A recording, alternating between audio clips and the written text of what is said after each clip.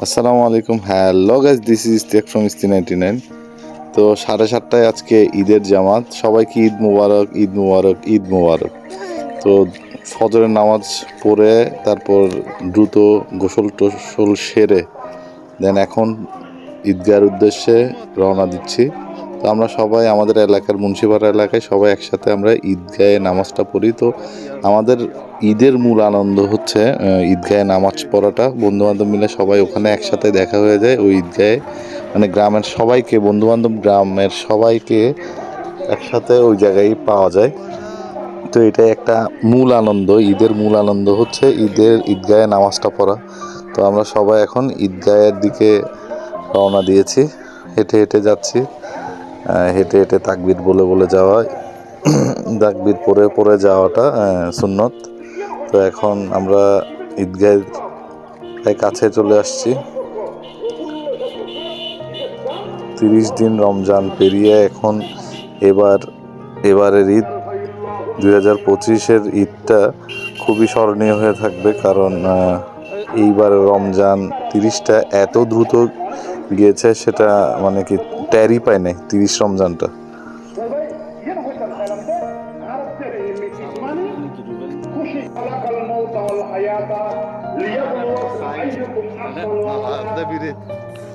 ঈদগাহে নামাজ পড়ার মজাই আলাদা। তো আমরা সবাই মিলে এখন ঈদগাহে নামাজ পড়বো একটু পরে।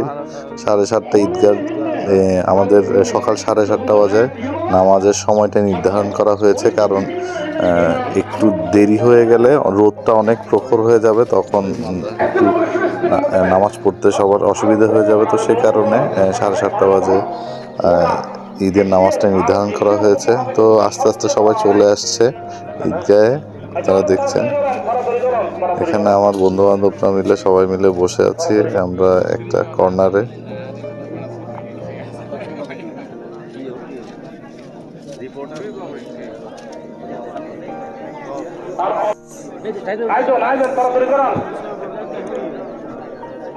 এখন নামাজের জন্য সবাই দাঁড়িয়ে গিয়েছি আমরা। এখন ইকামত দিচ্ছে।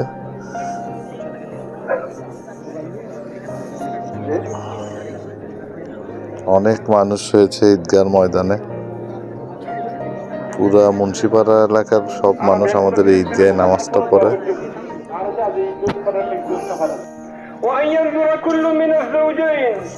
কিন্তু ঈদগাহে নামাজ পড়তে আগে যেই মজাটা লাগতো, বর্তমানে ওই আমেজটা পাই না, কারণ আমাদের বড় হুজুর, যিনি মৌলানা ফজলুল্লাহ সাহেব, উনি ইন্তেকাল করেছেন। ইন্তেকাল করার পরেই এই মানে ওনার কণ্ঠের যে কণ্ঠে যে সূরা পড়তো, নামাজ পড়াইতো, ওই নামাজটা আর এখন মানে আনন্দটা আর পাই না, ওনার কণ্ঠটা আর পাই না। ইনি বর্তমান আমাদের আরিফুল্লাহ সাহেব হুজুর, উনি ফজলুল্লাহ সাহেবের উত্তরাধিকারী ছেলে, বড় ছেলে। উনি আমাদের নামাজ পড়ান, আমাদের খতিব সাহেব ঈদের নামাজটা পড়ান উনি এখন বর্তমানে। তো নামাজ শেষ, এখন সবাই কোলাকুলির পালা। ঈদগাহে আমরা মোটামুটি কোলাকুলির পর্বটা শেষ করে ফেলি।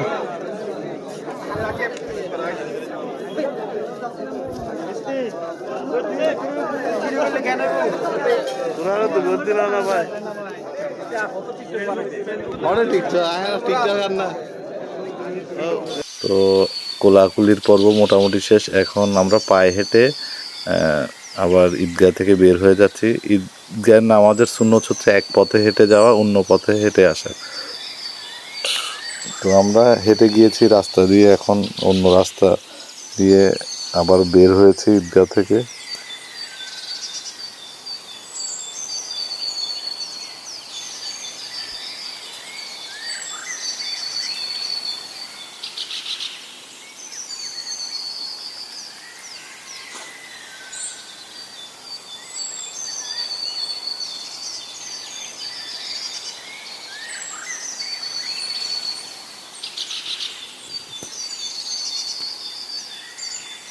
তো ঈদের নামাজ পড়ার প্রথম কাজটা হচ্ছে কবর জিয়ারত করা। তো এখন আমরা কবর জিয়ারত করব। মানে ঈদগাহ দেন অফন এটা কবরস্থানের দিকে সবাই এখন চলে যাচ্ছি।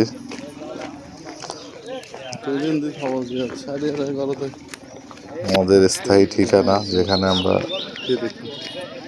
আমাদের পূর্বপুরুষরা শুয়ে আছে এবং আমরা যাব এরপরে।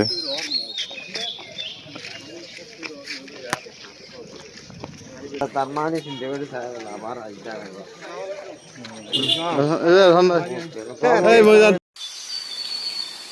তো ভিউয়ার্স, এটা আমাদের কবরস্থান, যেটা আমাদের স্থায়ী ঠিকানা। তো ভিডিওটি ভালো লাগলে অবশ্যই বেশি বেশি শেয়ার করে দিবেন, লাইক কমেন্ট করবেন। ভালো থাকবেন। আসসালামু আলাইকুম। ঈদ মোবারক।